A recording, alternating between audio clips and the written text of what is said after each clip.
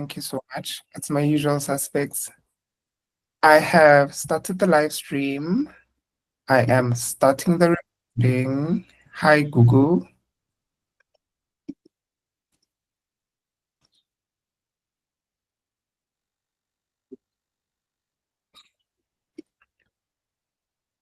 I have started the TikTok live feed.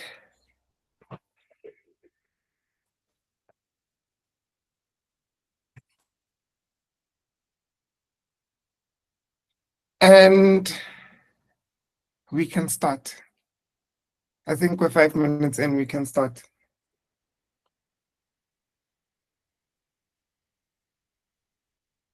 Okay, over to me. Over to you, Leah. Oh, wait, let me start and say, welcome, everybody. Thank you for joining the 15th gathering of the Kgosi Readers Book Club. Today, we're going to be talking about His Only Wife, which has been a very hot topic in the WhatsApp group.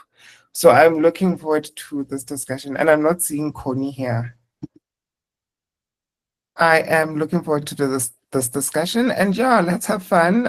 Today's host is Teacher Leah, all the way from Kenya. You're in Nairobi, right?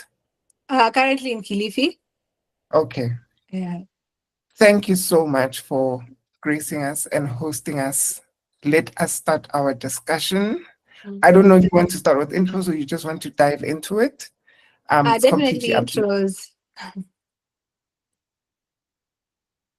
intros.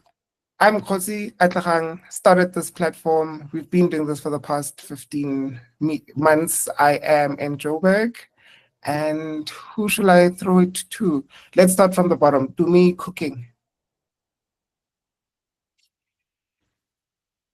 How can just one person come in before me? But I just need to take out this from the oven. No problem. Let's start from the top then. I'm Esther.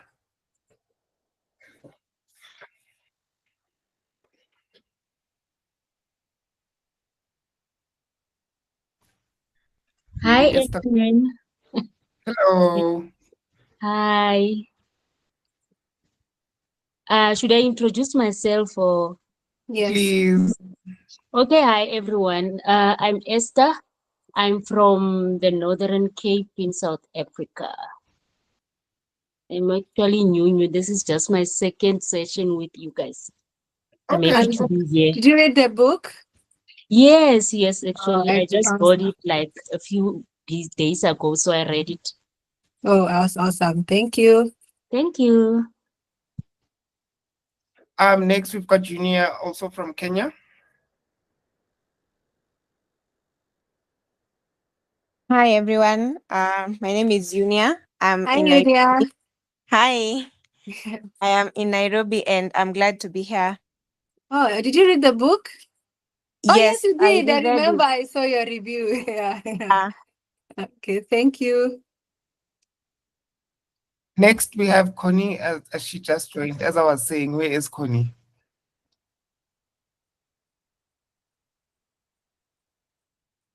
Connie? Hi everybody. Sorry, I'm cooking dinner, so just say hi. Hi everybody. Glad to be here. It is in time. Litung is cooking, so no worry, no pressure to be on camera. Next. Did you finish the book, Connie? Yes, I did. I read it late last year. Okay. Yeah, I read it and I finished it, so I'm good. Hopefully, I'll remember everything. Okay. Uh-huh. And then next we have Gugu, and then after Gugu, Kondi Rapinda. Hi everyone. Hi. This is Gugu from Pumalanga. This is my 5th meeting. I've read the book and yeah, All just right. pain, but I enjoyed it. Awesome. Thank you. Thanks for joining us. Next we've got Kondi. Thanks, Kgosi. Hi, guys. My name is Gondi. I'm from Johannesburg, and this is my first book club review. I'm also new in the group, but I read the book and I really enjoyed it. Oh, great. Welcome. Yeah. Thank you. Thank you. Thank you.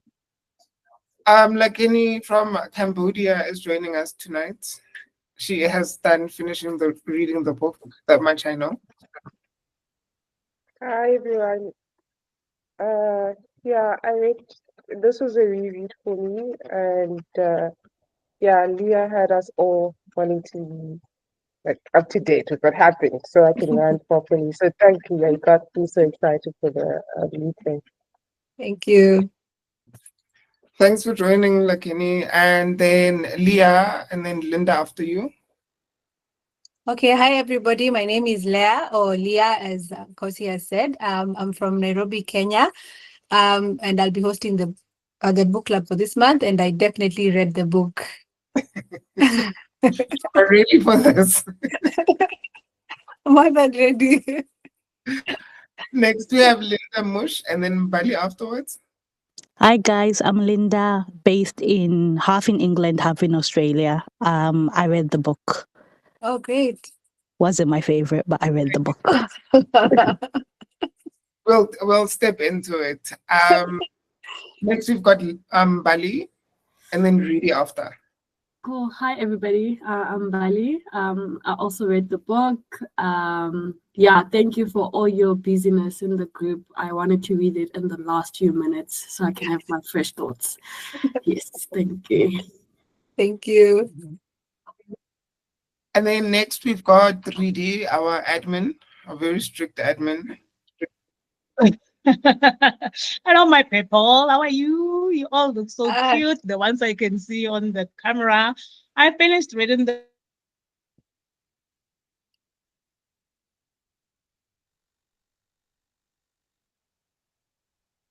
Did we lose her? I think we did. I thought it was just me. Me too. Okay, we can circle back once your network stabilizes. Then next, we've got Sandiswa, and then Tess Daniels.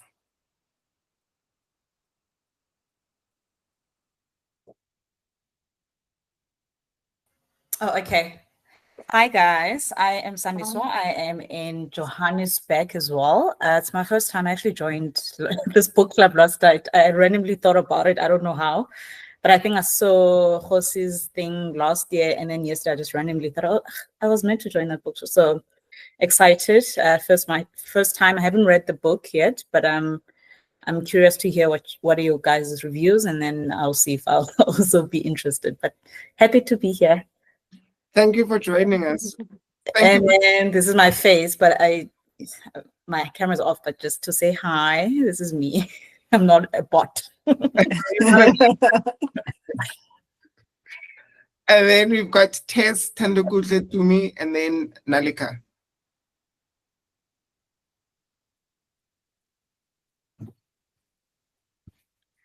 Hi everyone. I am not in the best place right now, and I don't know that I can continue. I definitely read the book and I'm enjoying it. I'll tell you guys soon. Okay. Problem. Okay. Tandokudle Tumi, and then Nalika, and then we can start the discussion. Hi, I'm Tandogushe. It's my second meeting. I live in Johannesburg in Midrand, and I read the book. Sorted. Very interesting, and can't wait to talk about it. Awesome. We have Tumi next. Are you done cooking, Tumi? Hi, yes, I'm done. Yeah, I'm just gonna dish up while we're talking because I'm very hungry. But I am Dumi. I am in Roodepoort. I read this book. I don't know who else said it's not their fave, but yeah, not my fave. And I'm just looking forward to discussing this with you guys. Awesome. And then we've got Nalika and Nessa who just joined. Hello.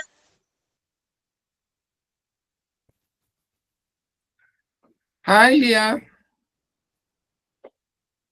You're on mute though, hey?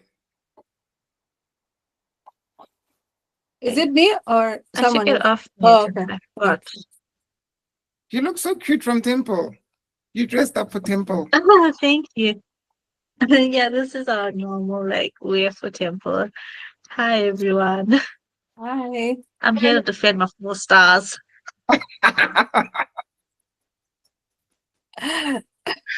Defend away. And then lastly, we've got Nessa. If you can speak, introduce yourself, tell us if you've read the book, and then we can start the discussion there. Hi, my name is Vanessa. I actually joined because Hi. her name is Leah It's or me. Leah. Yeah. Hi. Hi. Hi.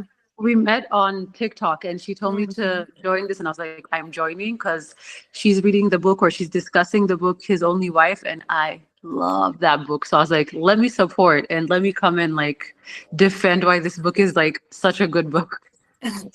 Let's meet everyone. Jamie. Yes.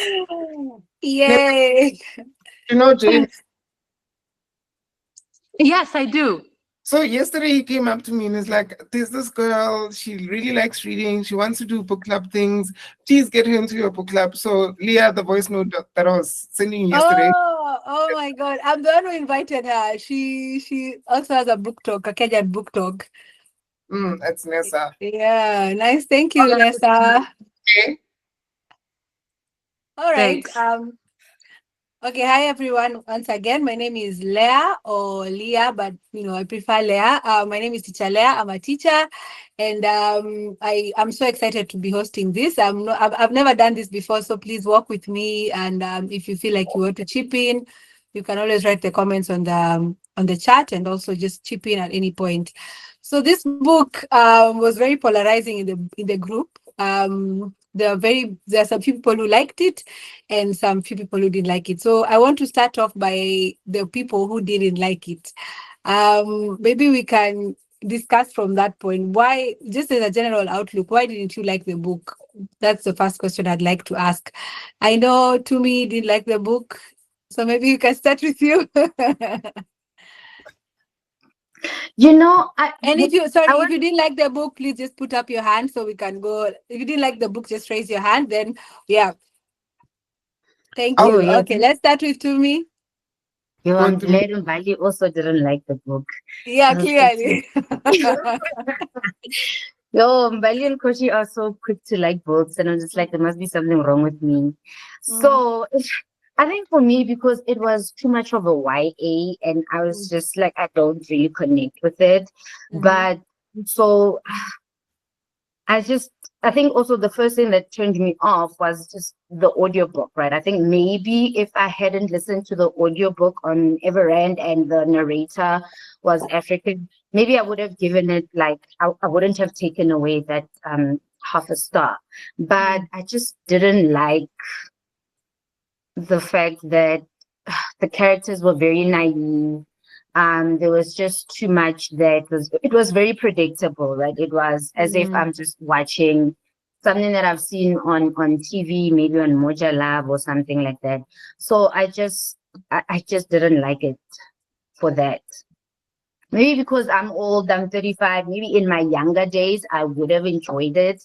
But at my big age now, I just feel like, okay, she's really discussing like good topics, love and I don't know, acceptance and community and all of that stuff.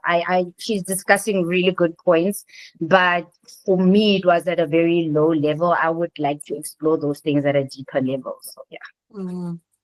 So do you feel you could have loved the book if you had read it in your 20s?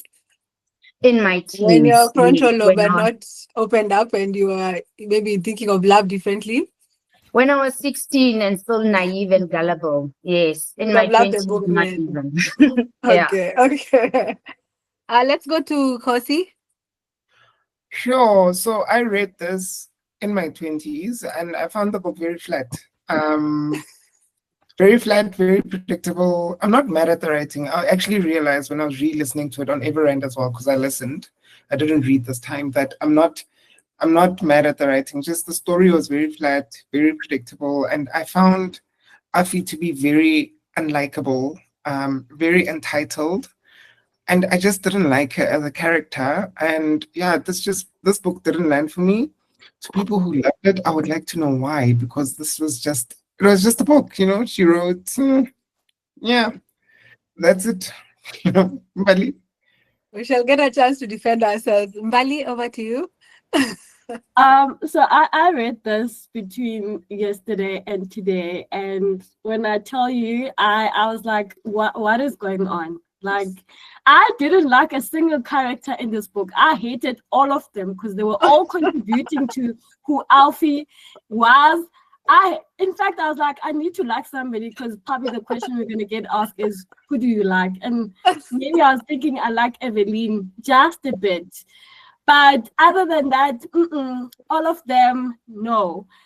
I then thought to myself, do I not like how the story is making me feel, or do I just not like the book and its writing? So I do like the writing. I do like the storytelling. I think, she writes well, descriptive and everything. I love that. But the storyline, it can't be it. In fact, I thought it somehow redeemed itself at the end. I mean, I kind of like that Afi left the whole thing because I was like, yeah, duh. Like, hello. But yeah, no, nah, no. So for you, it was also the issue with the characters, but the writing was good. All of them. All of them. For you, everybody. Even the driver, even Afi's driver, all of them. Everyone was in problem. Yeah, no, I could not with every single one of them. But yeah, that's why So it was more of a character issue. The characters just were annoying the hell out of you. Yes, they were contributing to how the center of the delusion. Yeah, like it didn't have to play out like that, and everybody contributed to that. So yeah. Okay. Yeah. I want to try Linda, and then after Linda, we can have Yuna. Is it? Yeah. Yunya. Sorry, Yunya. I agree with Tumi. The book is very naive, or felt very naive. The writing is good. I was getting very frustrated because I was like, if a grown person you would not experience this, you'd leave. Like, why would you stay for so long and then try and make these childish demands that are never gonna come to fruition? I just found the book very frustrating. And I did like some characters, but it wasn't for me. No. Okay. I think it's Yunia. Hi. For me, I didn't like the book. One, because there's a lot of rumination in the narration. I feel like you can only say the same thing and complain about the same thing for certain number of times, but when you keep doing it without taking actions to rectify that situation, it becomes boring. And that was my biggest issue with this book. As almost everyone has said, it was very predictable. After the wedding, when she went to Accra, I could predict everything else that would happen. So for me, it was just, let me see if they are going to surprise me. You're crossing fingers like, oh God, I hope it doesn't go this way. Yeah, but unfortunately, I was right throughout until the end. But when I was doing a little bit of just digging to see who Peace is, Peace as an author, I realized that even in her speeches, when she's speaking about the book, that is how she's speaking. She keeps saying the same thing over and over again using different words. So even when you're listening to her, it's just, oh my God, this is just the book. Even her second book, I don't know who has read Night Bloom. There are even some scenes that are kind of repeated because it's a dual point of view kind of book. So you find some things that are being said over and over again. I don't know. She's just one of those authors that for me, it's a no. So for you, was it more on the style of writing, or for you it was a mixture of both the style of writing and the characters? The story. The story was just too flat and too predictable. Okay. We have no, I don't know how to spell your name. Please, sorry, I don't know how to pronounce your name, please. No. Yes, please. Over to you, and then Laheni. Hi guys. Hi. I didn't like the book because I think it had the potential of being more. There were so many instances where she could have made it dramatic, she didn't, which sort of makes those parts very unnecessary. So I don't know, it was boring. It started off well, but then it just went downhill. And I hear you guys saying that you probably would have liked it in your 20s, and I'm in my early 20s. And I'm reading it for the second time, and I read it as a teen as well. And I didn't like it then. I don't like it now. Okay. And it's boring. I don't like the main character. None of the characters are likable. At least, what's her name? Evelyn. I think I kind of liked her a bit, but we didn't really get more of her, and I wanted to get more of her. And the sister, I wanted to get more of the sister as well, but we didn't. It was just meh. Like there was really nothing to it. Okay. Yeah. Okay, I hear you. So we have a different perspective. That's not even about age, really. It's just the book overall was not a good book for most of you. So we have I think it's Lakeni or Laheni. It's like any. Yeah, this was also a reread for me, and I think the second time reading it made me more upset than the first time. I really didn't like the plot at all. It made no sense to me. Like no sense. That's why I didn't like the book, because I was like, how do you get into a marriage that you're trying to like break somebody else's relationship, and then you act like a victim? Like, how delusional are you? Like, it made like no sense. Like, oh my gosh, I'm being slighted. Ma'am, you were brought in to ruin somebody's relationship. You're not a victim. So yeah, Afi's point of view didn't make sense to me at all. Okay. So the people who like the book, it seems we have a tough call here to try and convince ourselves and the others as to why they like the book. And I want to start with, maybe you can put up your hand if you liked the book. And I think Tess has written a comment there. Tess, did you like the book? Or let me read through the in-call messages. Yeah, the book rekindled my hate for inconsiderate mothers. Okay, thank you, Tess. I agree with okay, I don't hate that I read the book though. At least I have an informed opinion now. I don't know who nominated the book. Well, I was very happy when the book was, because I voted for the book unashamedly. But I want to know from the guys who like the book. Nalika, I'll start with you. Why did you like the book? I know you said you gave it a 4, which is clearly very high given the others. I'm about to get roasted. Uh-huh. But anyway, okay. So for me, this was a fun read for me. I know everyone's like they don't like it, they don't like the plot. But guys, I don't know, maybe personally because I know people that are in relationships and marriages where they think they're the only one. I mean, at least she knew there was somebody else, but they think they're the only ones and they don't do half the shit that she has done. Like she stood her ground, she left. Regarding the fact that she was brought in and he had somebody, we must know that she was young.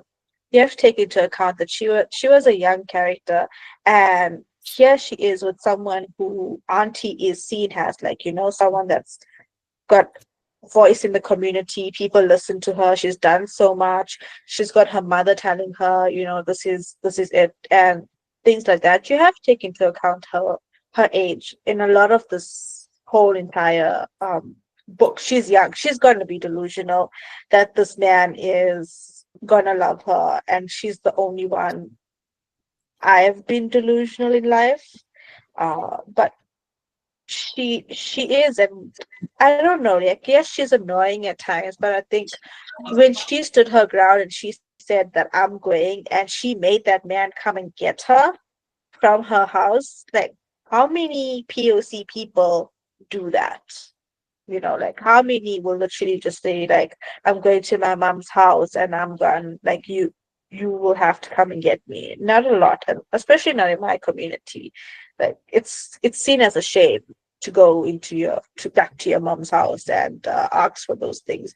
And I just like that even though she was delusional, she still stood her ground. Like, yes, she gave him chances.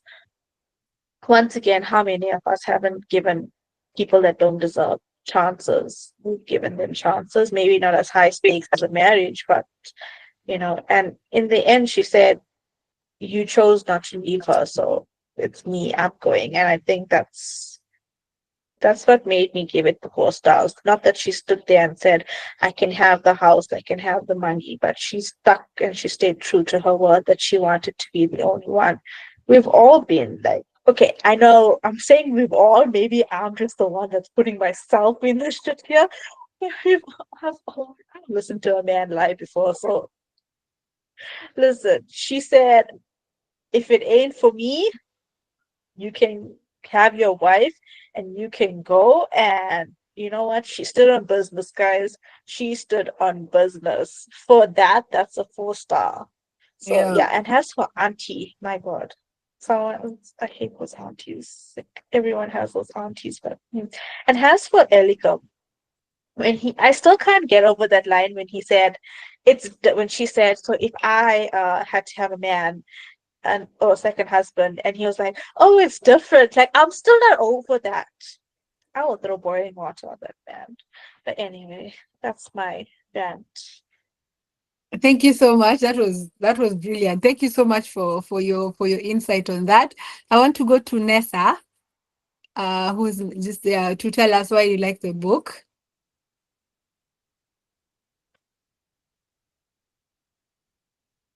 Sorry, Nessa? I was trying to unmute it. Here we go. So I understand why the other ladies who were talking didn't like the book or other people in general. Yes, the main character is annoying and it's like she's not a victim, but I liked it because one, it's an easy read. To be fair, when I first read it, I was on vacation, so I just was looking for like a light, easy, quick book, which it fulfilled. Two, I kind of found the story like endearing or like a very young delusional coming of age story where it's like on one hand we have to like I didn't want to say empathize, but it's like the main lady in the book, she's young when she went, by the time her mother is telling her like, hey, you need to get married and you need to like, she's pushing for her and advocating for her to get married to this man. So I think about it like if I was younger, like even in my early 20s, and I had a mother who was very like pushy, it's very easy for somebody to just do it and to please their parents, because also like the guy has more money financially, he comes from a better family, so she's also seeing the like opportunity to better her family. And what I liked about the book is like she realized that as many things as she tries, she's never going to be like that man is not just going to love her. And I think that's like the lesson that anybody can take from the book. Like you can try and be the best wife or do all the things that you think a woman is supposed to do or a good wife is supposed to do, but if that person doesn't want you, that person doesn't want you. And it can get frustrating, and probably that's why some people are saying it sounds like she's whining, or like she's acting like a victim, which I agree, she's nobody's victim. But I also like is somehow it's like she gets smart and she realizes that I need to I have passions. I have things I like. Like she's silently advocating for the things like to go to school and to learn a new skill and to open a store. So it's like by the time she's leaving him, she's also learned so much about herself and gained something out of it. So that's what I liked about the book. It's just I truly agree. It is a simple read and it kind of is relatable. It reminds me of like watching those West African movies sometimes where it's like it's funny, you're watching it, you're not taking it too deep. It's a little exaggerated or very repetitive. So I understand that. But I think for all the reasons that people didn't like it, it's kind of like all the reasons why I loved it. But for me, the main takeaway was like, you can try to please somebody, but if that person doesn't want to be with you, they're just not going to be with you. And that was my takeaway. And I just thought it was like a very weird, but beautiful coming of age, like African story, like a mother pushes her to get married to this older man, not old, not like super old, but older than her, and she does it and she's naive. And throughout the marriage, even though she's trying all these things and getting like frustrated, she smartens up and she has the courage to leave and to actually like stand on business. So that's what I liked about it. Thank you, Nessa. Someone in the comments has said, you've just saying all my feelings. So I'm with you there, right there. I want to hand it over to Babalwa to give us their opinion. They've raised their hand as to why they like the book. Hi everyone. Hi. I loved the book. It's already been said that it is a very easy read, and for some who hasn't been reading for a while, I'm embarrassed to even say how many books I've ever read in my lifetime, and also very glad to be part of this group.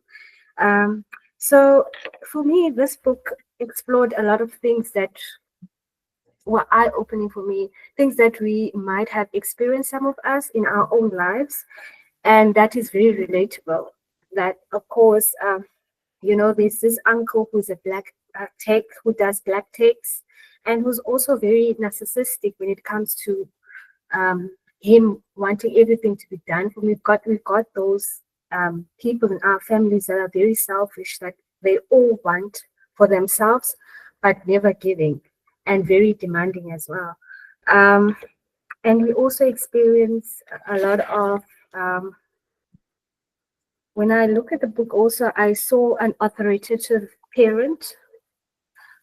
So that sometimes we do experience where a parent is very overpowering, and whatever that parent says we must do, we find ourselves there. So with me, it's more like I delved in more psychological into the book, because you can end up doing things just because your parent says so. And also with Effie, the thing is, she had to pay for what the aunt did to the parents. So I think she felt sorry, or kind of like she felt like she owes someone something, and she had to go in this marriage because she feels like she owes her mom, she owes parents, whatever the aunt did for her and the family. So she even says that I have to do this and get over this marriage, because it's not, I don't think it's something that she wanted, but it was something that she was forced to do and agreed. And I like that at the end, she chose herself. She decided to choose herself after all that she was, or after all her cooking and cleaning and impressing. But at the end of the day, she chose herself. So that's why I like the book. Thank you. Thank you so much for that wonderful summary. And I'm with you on that. A lot of the points you've said is the reason I also liked the book. I have Tess, and then I think it's Tando Kule to speak next.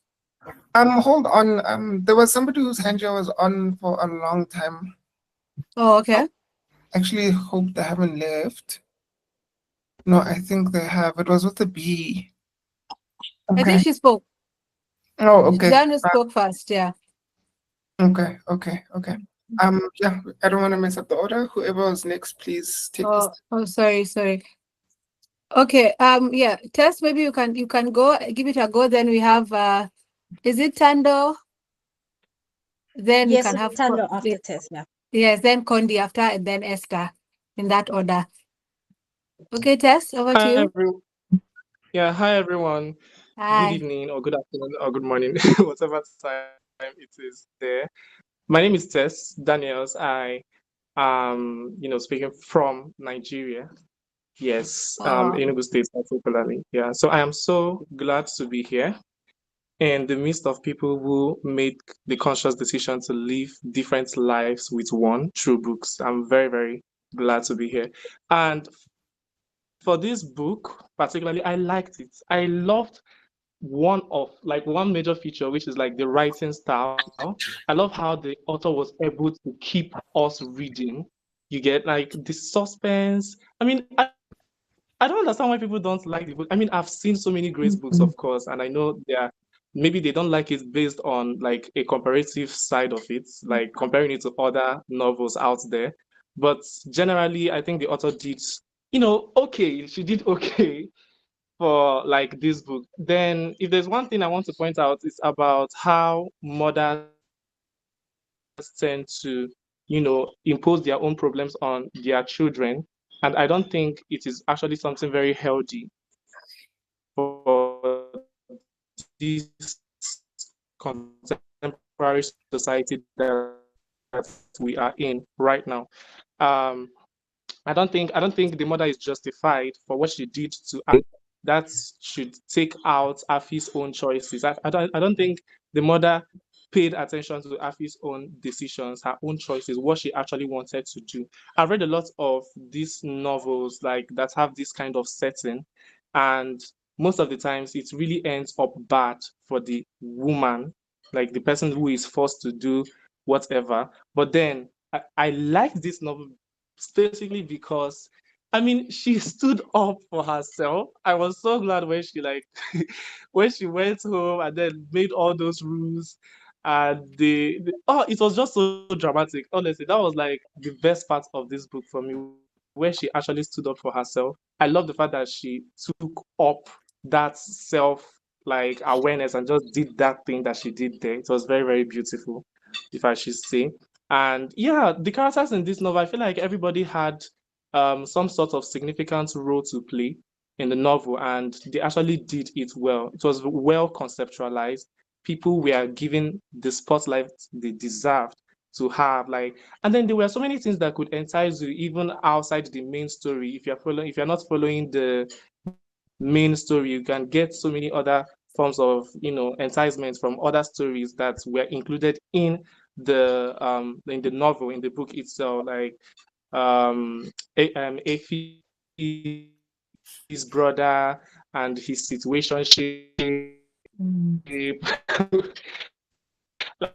Like it was just a whole lot, honestly. I'll just give it a 3. Yes, 3 stars. Just a good but not a great novel. Yeah. So thank you so much. Okay. Thank you so much for that. We have Tando, then Kondi, Esther, and then Bongo. Once you speak, please just put down your hand so that we can be able to trace the yeah. Okay, thanks. So I liked the book for what it was. I think like Nessa was saying that it was light, an easy read kind of, and I think it wasn't exceptionally layered, and I was quite happy with that. I was in the market for that kind of read because there's constantly this need to read like prize-winning, layered, deep, whatever it is type of writing. So I was happy to just kind of relax, from such heavy content. And it's funny, the trend has been the same. I think I've read 3 books after this one that have all been kind of light and, the comparison to West African movies, I literally said the same thing. I was like, I think, and I can't be watching like Cannes Festival films every day. Sometimes it needs to be something that's a little light, like trash reality TV and that kind of thing. So I really loved that about this book. I disagree when we say that Afi wasn't a victim. I think she wasn't a victim of her husband necessarily.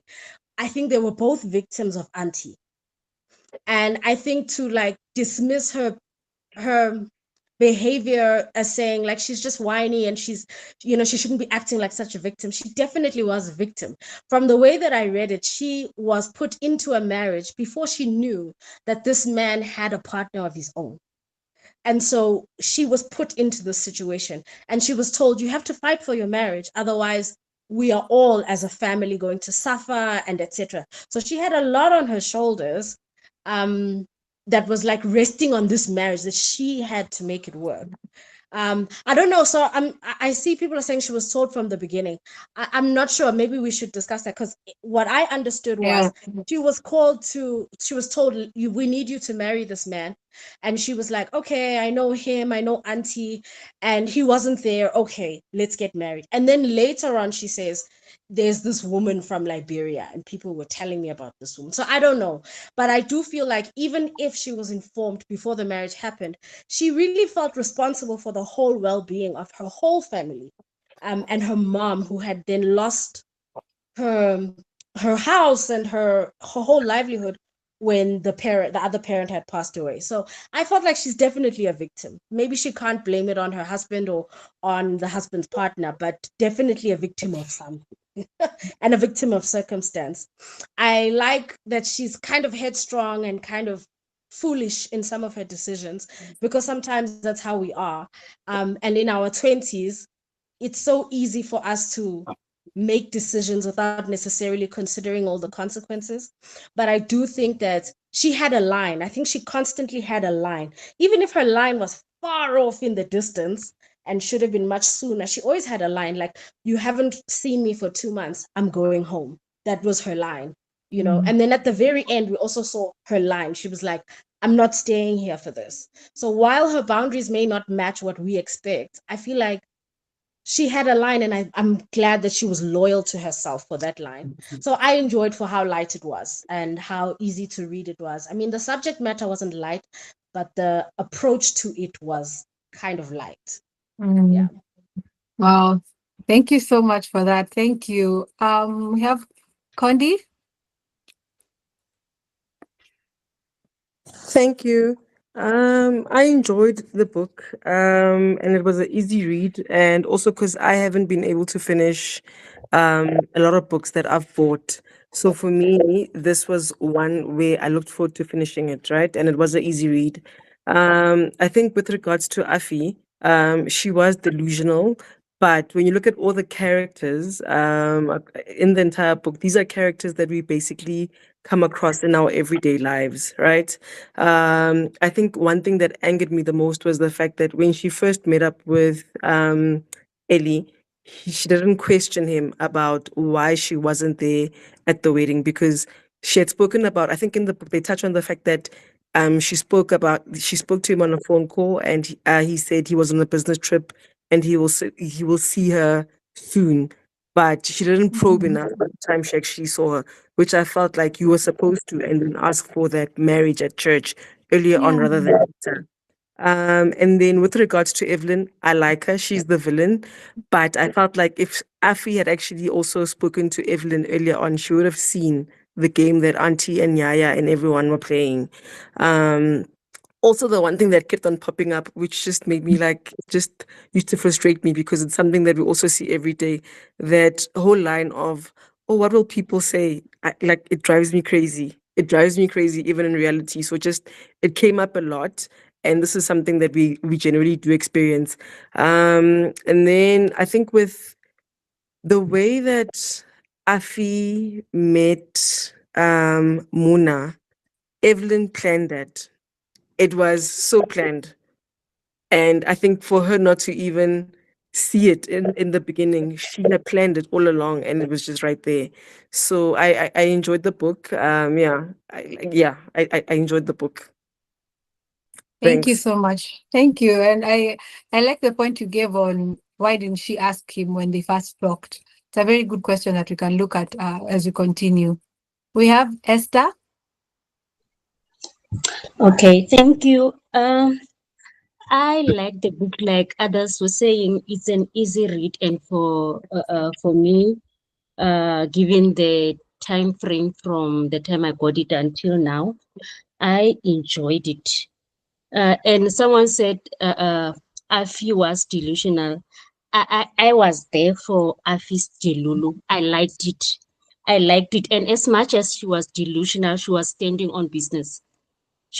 My fear was she would, just because she comes from a farm or a village, she wouldn't know what to do in order to secure the bag before getting out. But she disappointed me, and I was happy for that. I wish I could see Auntie's face that time when Afi did that. And also, I do also agree with Kondi. Evelyn planned this. I thought for the whole time that Evelyn must be Muna's friend. They must be close. Why, Evelyn, as much as someone said she's a girl's girl, Mary, she's also a bit sneaky. Yeah. The other issue was the way these people, Elikem's family, felt entitled.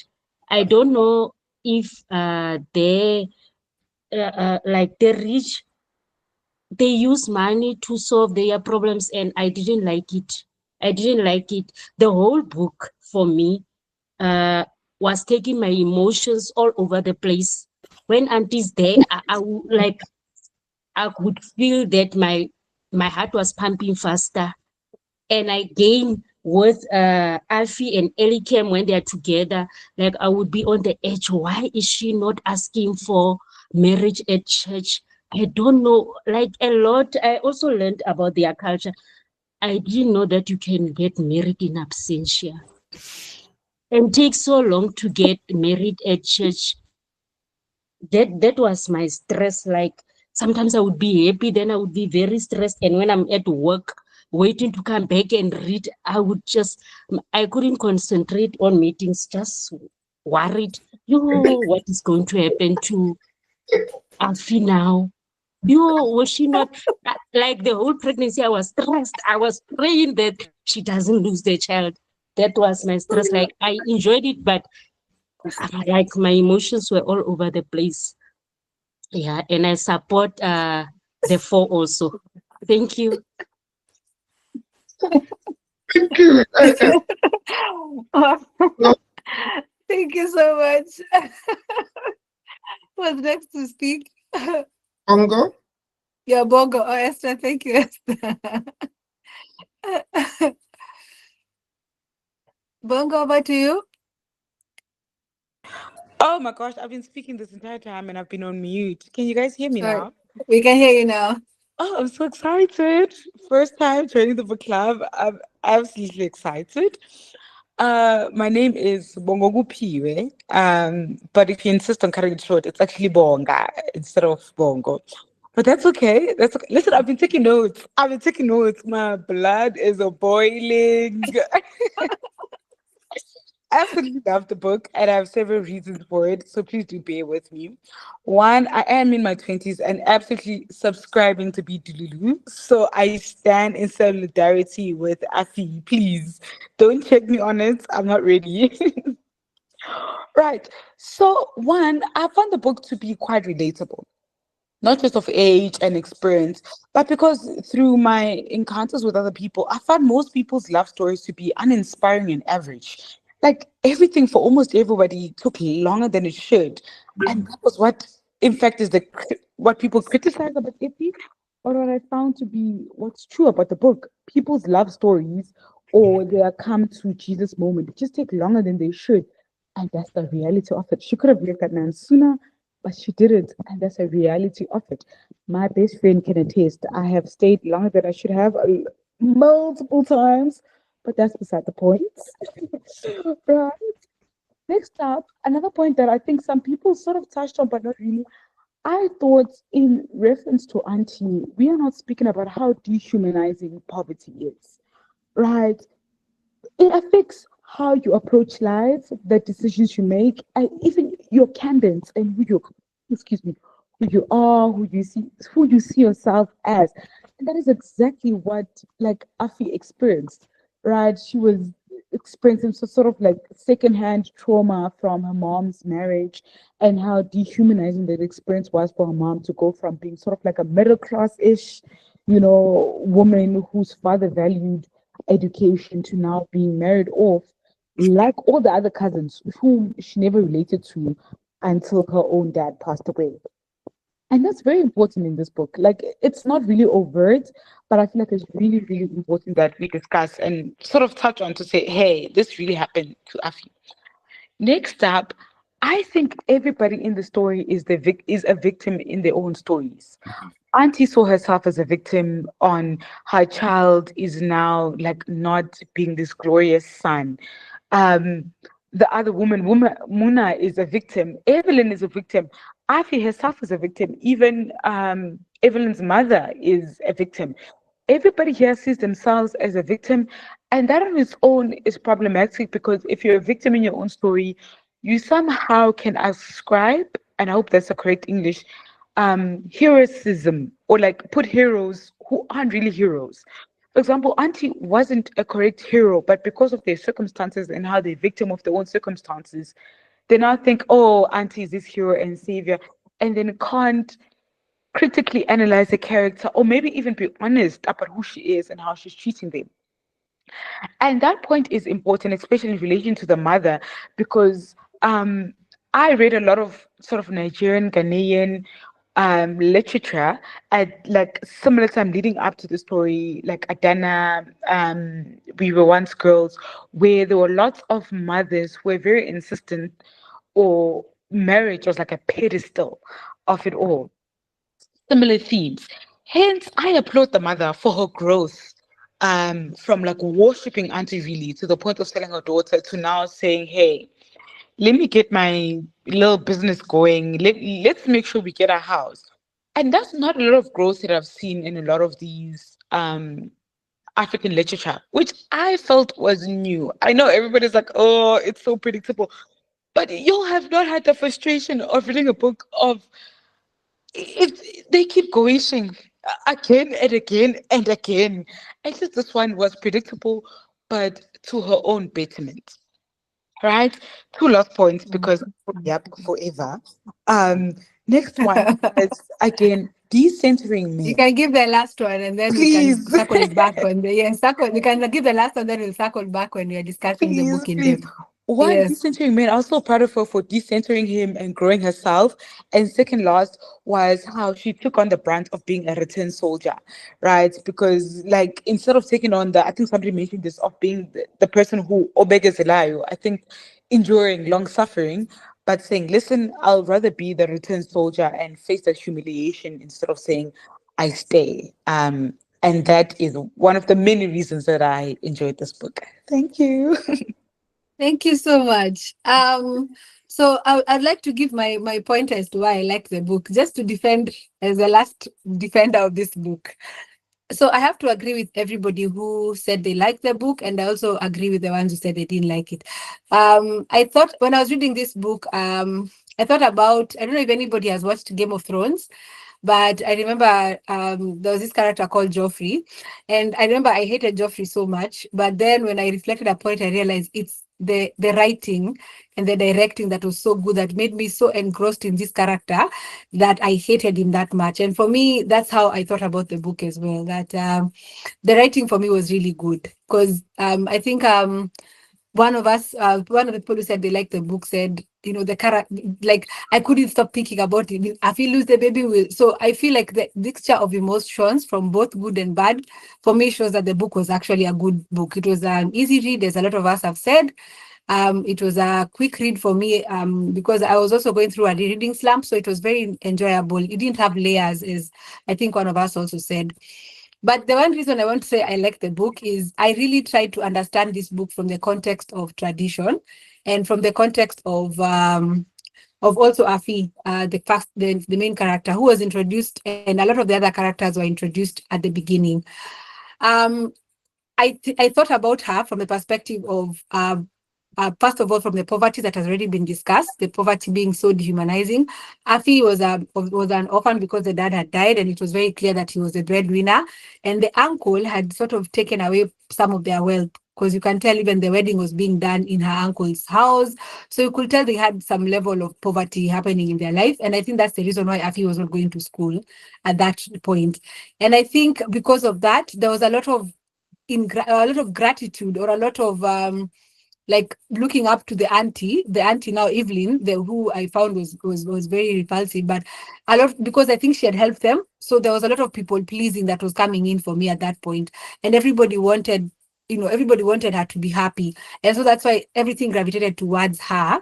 That what does auntie want? And when auntie said that Afi should marry my son, it just seemed like it was the right thing. And of course, as I said, because of the poverty and all the help that she had given them, I kind of empathized with her, and I was like, sometimes poverty does dehumanize and does make you do things that you probably would not have done. And also, Afi was young; she was very young. She had grown up in this village, and so even looking up to going to Accra, which was, I think, the capital city, and just having a chance and go at life was also something that I feel made me like her. And apart from that, Afi also was. She just seemed like a nice girl who was hoping for the best. And also remember, polygamy was not unheard of in this particular setting. So I feel like one of the questions that I want to ask later is, do you feel like she wanted to be the only wife, or did she feel, and that was the question that I wanted to proceed to be after this question, after this conversation. But for me, looking at her from a point of empathy, I totally understood where she was coming from. And that's why I really liked her. And I think Nessa said, coming of age, I feel like she grew. It was a personal development for her. I really enjoyed seeing her grow from that naive, expecting this and just standing up to her mom, standing up to society, looking out to go and study fashion and design, setting up her own business, and finally just letting go of this delusion. For me, it was also a coming of age. And I really enjoyed just seeing her grow and just seeing her develop into, the career-oriented woman. Her growth was just absolutely wonderful to read. I was rooting for her, and she did not disappoint me, and that's why I really liked the book. I also like the book because I kind of, coming from a Kenyan setting, a lot of the things that were happening were very relatable. Like, for example, the black tax. I also have a bad uncle, so I just hated Pious with her. Like, I was there with her, like, I hate you, and I hope you die, kind of approach. I also have a rich auntie who also, I grew up with, very close to little to none. So I know how I grew up not having to make any decisions. So I kind of also understood where she was coming from. And I just appreciate that she grew. So like, it was such a nice, slow, growth. Like, it was looking at her just moving from the ground all the way to the sky. Like, it was just like runway all the way to the skies. And I really, really enjoyed that. But other than that, I want us now to delve into the story, and I want us to look at chapter 1 as the first question. And this one, I'll just ask you to raise your hand, but not everyone will be able to speak. But the first question that I want to ask is, in chapter 1, we're introduced to Afi.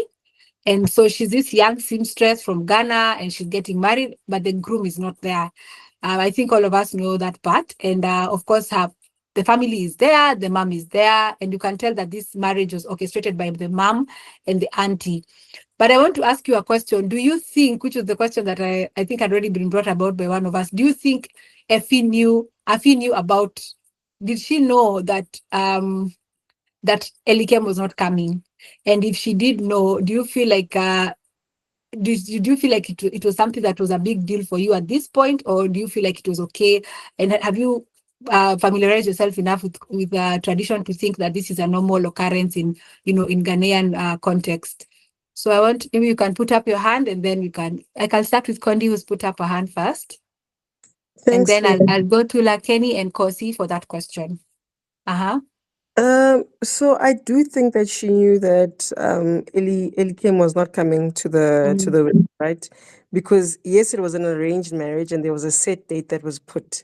And he had all the time to plan his business trips or even make a trip just to be with Muna.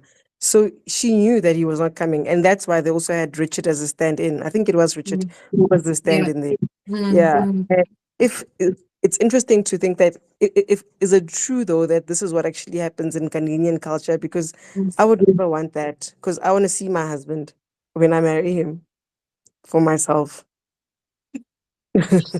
Absolutely. What makes you think that she knew from the book? Even the way it starts off, I think it is page 1 or just page 2 where she narrates about the planning of the wedding and just the actual day of the wedding. She knew, and then she also mentioned that he had called her and they spoke on the phone, but it was just so brief and the call wasn't so clear. And he said no, he'll make time to see her. So she knew. Okay. Yeah. Okay. Thank you for that. The next, I think it was Lakeni. Lakeni. I also thought that she knew. I mean, my assumption is that the family told her, because during the planning she would have had to know that Richard would stand in. I also didn't think it was odd initially. When I read the first lines, because I know in my culture, like, you can actually get married when you haven't finished like all the traditional aspect of a wedding, and a partner dies or husband dies, and you have to be brought into the husband's family. You can do it when your husband's passed away, and then like a family member stands in for them. So I thought it was one of those situations, or where like a person is in the diaspora somewhere and working, and they can't make it on time, when I read the first line. So it didn't seem too far-fetched, the idea of getting married in absentia, to me. But Okay. Elikem definitely didn't want to be there. Mm-hmm. Over to you, Kgosi. What's the question again? I lost my train of thought. Do you think Afi knew that Elikem was not coming? Yeah. Yes, because and it's not even about the family telling or something, but when you're reading it, you're getting a sense of calm that she's okay that the husband is not there and this is a situation, right? And I also think like I know that some weddings happen where like you just mentioned, somebody's in the diaspora and they can't come back, but you still get married, etc., etc. But my thing is, Elikem is not one of those people. He had resources. He could have easily shifted his things overseas. He didn't want to come back and get married, right? Which leads to, for me, that's why I was asking a question in the group on why did Elikem get married in absentia? Because it's not like the other people overseas who can't come back home. He could come back home, but he was just like, go ahead with the wedding. Why? Exactly. So yeah, I think for me that's my 2 cents about Elikem's wedding. And thank you for that, Kgosi, which brings me to the next question. And just by show of hands, we can have 3 people at a time speaking. Do you feel like Eli was a victim or was he a villain for you in this book? Where did you put him in this book? Was he more of a protagonist or was he more of the antagonist? What did you think of his character? And I'd like the polarizing views here. The people who like him, maybe we can start with someone who liked him. Or rather, sympathize with his story, and then we can talk about the people who thought that he was a problem. I don't know, Tess, maybe I'll start with you, and then to me. I definitely think he was a victim. Mm-hmm. He was a victim. He was definitely a Why do you a feel he was a victim. victim? No. I am not going to stand this misandry because people people don't understand how important men's feelings are and they disregard it so much. Yeah. And I feel like I would relate with someone like Elikem very, very well. I relate with him very, very well.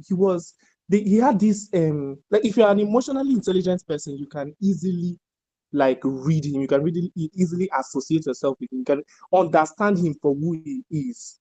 You get? And I like the fact that he was very expressive. He was even kind to Afi. You get? But then, no, how do I even say this to, to justify how it is in my head, honestly, because I really think he was very, very, very much the victim. Like he didn't deserve that treatment from his mother. It was a very heavy weight the woman put on his shoulders, honestly. And he even tried to be a good son. And he also tried to be a good person, not husband per se, but a good person to Afi. You get? So throughout the whole story, I don't even think you can ever find anything wrong that Elikem did. That's what I can say. I think someone like Gugu who says, I think it's Gugu who says in the comments, he wanted both cakes, like he told his friends at the bar. Is there anybody who doesn't think Elikem was a victim? Maybe we can have it like as a debate. So Tess says yes, he was definitely a victim. So I don't know, to me, do you think he was not a victim? He was a villain? Never did. I know, and you don't like him. I remember you said you don't like any character, so definitely. No. That wasn't Bali who didn't like any character. I like Evelyn only. Okay. But Ellie, oh God, that one just reminded me. When I made my notes, I was like, hello, men are trash. Elikem is really the one that is a poster boy for that. I think everybody was just a pawn in Elikem and Auntie's game. They're the same. They're very manipulative and they took advantage of Afi's what is this, naivety, and they just like everybody did what they wanted them to do. So what did I say here? Yeah, and it was just evil, guys. It was just like the fact that he made Afi believe that she was the only wife, knowing very well that she's the other woman, and to the point where he's even taking Afi's child to his house with his true love there. Guys, how is he a victim of that? Like, there's no victimhood there.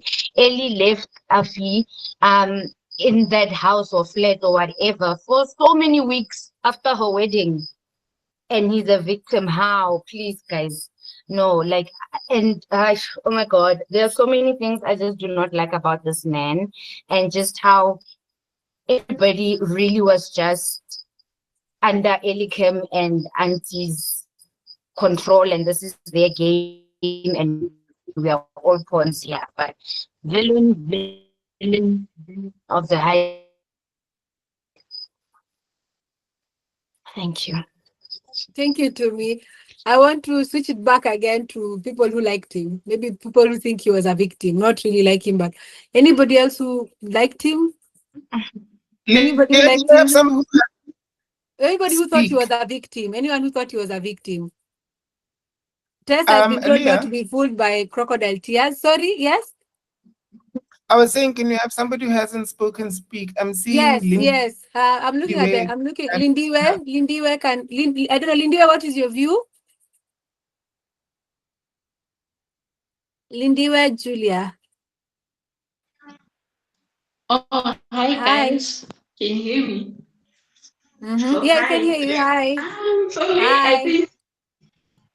I think Ellie was a victim at the first stage, like when Auntie forced him in a way to marry Afi.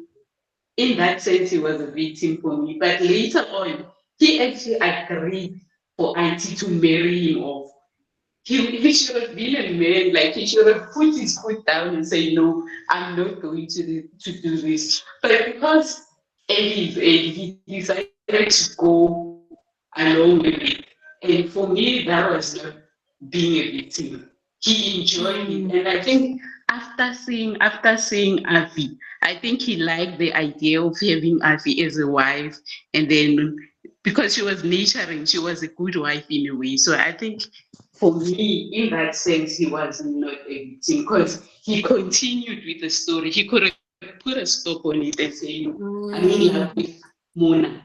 I don't want to deal with Auntie. But then he continued with Auntie's story and everything. So for that, he's not a victim at all. And you said you thought at first. So at what point do you feel he stopped being a victim and became a villain for you?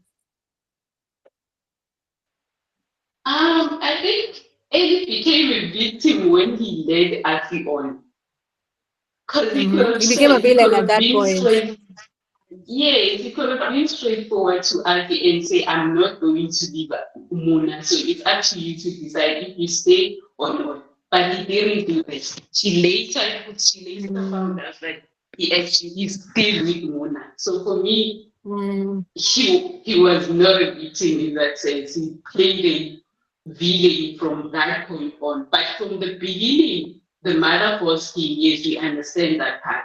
But then he could have told Afi from the get-go that this is how things are going to be. Then she could have decided from that point. Because he gave her false hope, thinking that maybe she's the only wife, only to find out that no, he's still with Mona. So for me,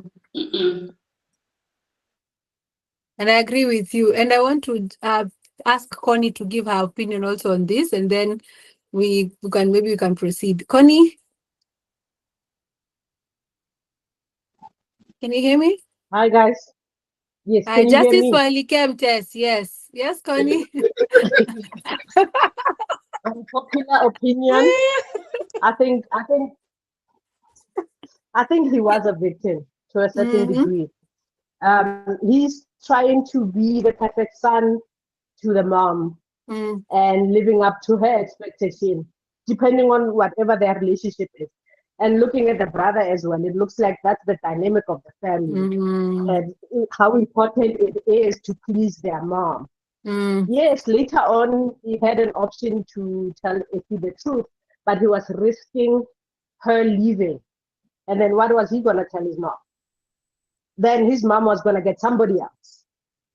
So for him, keeping Ellie in line was in line with what the mom wanted. I think he was just waiting for his mom to die and only then he can make a move. I think he was a victim of that circumstance in terms of his mother. And I'm looking at Dumi's face; she's ready to kill me. But yeah, that's my take on Elikem. I don't even think it's on him. This is all the mom, guys. I'm not saying he's right. I'm not saying what he did is right, but considering his family dynamic, this was his only option. If I leave this girl that my mom married me off to, then what? Then there'll be another one and another one and another one until they might even try and kill Nina or whatever the case might be. Just to keep the peace, make sure my mom gets what she wants. I'll keep Effie, keep her in line, and we all live happily ever after. And I think for me, you see it at the end when Effie finds out that her son has been going to her to see Nina and the sister. You see that that's where his family was. If he was part of what the mom wanted, not necessarily what he wanted, what he needed. So yeah, that's my 2 cents. Thank you. Thank you very much. I want to pause that conversation there. We'll come back to Ellie, but I want to shift gear a bit and move to less of the one of the main. These are the main characters, but I want us to shift gear to one of the lesser characters who, for me, I found like she was very profound, and that's the neighbor. So I wanted to know, what did you guys think of the neighbor, the lady, the mistress? The side chick who lived next door. I thought of her as the side chick who lived next door. What kind of vibe did she give? Because for me, she gave me spice. She made the book a bit more interesting and just, what do you feel? What kind of impact do you feel she had on Afi? And also just what do you think about just generally the side chick? She's Evelyn. I don't know. I'm looking for someone who maybe hasn't spoken, and then maybe we can go to, you said Lebonga. Is it Lebonga? I hope I pronounced it correctly. Bonga. Yeah, Bonga. Oh, Bonga. Yeah. Yes, that's me. Yeah. We're talking about Evelyn now. My 2 cents on her is that I feel like she was one person who's come to terms with her own evil within her, in that she has accepted that she is a mistress, that she is actively participating in adultery, but also she knows that she benefits from it and therefore was very honest. I think one of the few people who were truly honest in this book about the reality of the situation and were honest to Effie, because she stood nothing to gain. She really did not stand anything to gain by being friends with Effie or even Muna at that point. And for that, I admire her. She's my hero, even in her evilness, for her honesty and being genuine, a hero that is. That's my 2 cents on her. Don't you think she was just having a different kind of delusion? Just a more different kind of delusion from Afi, because weren't they both delusional? Did she give you vibes like she was also hoping that she can also be the only wife at one point? No, that's true. Actually, she gives me like a reformed Betty, somebody who wishes they were chosen but was not, and therefore gives like a foreboding kind of like warning, kind of wisdom, but still has the aspirations of maybe someday it could be me. And hence the advice was more so work the situation to your best and not necessarily in its entirety empowering to Afi. There's certain times where I felt like she was projecting. That's exactly what I feel like she did to Afi. And do you think maybe this one I can pass it over to someone else? I don't know if who has not spoken.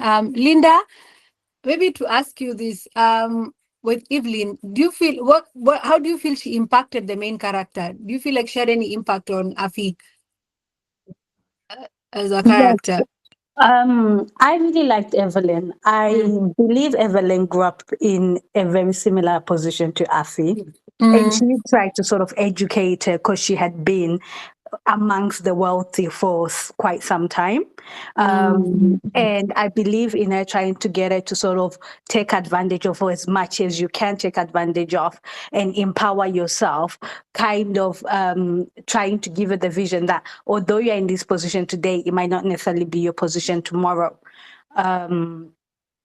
but I just felt like I think she's an underrated character, because I think without her, the book would have been very flat and not interesting. And she gave us a lot of the insight in terms of the main wife's role, position, who she was, and a little bit more of who Auntie is and the family history behind the dynamic of all the other characters. That's a good one. Thank you so much. And Kgosi has said there are some people here who have not talked, so I'm going to spotlight them for the next question. And that is, I'll start with Anne-Marie. Hi. Are you here? Hi, I'm here. Anne-Marie. Hi, did you read the book? How are you? I did, yes. I'm You doing did well, thank you. Yes. fantastic. Let me just jump on to this with you and tell me what you thought about Auntie. For you, what was your opinion? What theme brought what was the most profound thing that came out for you? And then I want Nobelungu to speak after. That's a big question to spotlight me with. I guess because everyone has such strong feelings about Auntie, which I share as well. She was absolutely crazy. And I was trying to figure out whether at any point in the book we get a sense of why she is that way. Like I was just like, I was hoping that we would get some kind of explanation, not that it would excuse her actions, but just to understand that a bit more. And we never quite did. So I feel like for me, that was a thread that could have really added some layers to the book, just to, give a sense of why she is the way she is. But yeah, I wasn't really, I don't know. I was really stuck on that question of why, because it just felt like, and I guess it made her interesting, but I just felt like this woman who was like really holding other women back, and she just used people. And particularly, I think, it's one thing for her to be using her sons in that way, but to see the way she used other women who were in multiple ways disadvantaged or vulnerable to her, I was just like, you're actually a witch, because the way you're treating these women who have done nothing, like they just thought that you were being, generous this whole time. I really didn't get that. But I think the one thing, we all have mixed feelings about Afi, but I think the thing that differentiated Afi from Elikem for me was the moment she had decided that she had enough, she kind of messily tried to work that through, and she tried to figure out a way of standing up to Auntie. Whereas Elikem never did get there. Like he was just like, I'm just going to try and make this woman happy. Yeah, so Auntie still remains a bit of a mystery for her, because I was just like, why are you mad? And I never got that answer, really. So yeah, let me pause there. I hear you. Thank you so much for your contribution. And I want to continue this with, I think it's Nobelungu? Sorry if I mispronounce your words, please bear with me. I want to ask, is she in? Are you in? Yes, I'm in. Hi, how are you? I'm okay. How are you guys? Hi, everyone. Hi, did you read the book? Yes, I did. Oh, fantastic. My question to you would be, have you tried to dissect Auntie from a parent perspective? And does it make sense what she was doing for her sons in any way or form, any way, shape or form?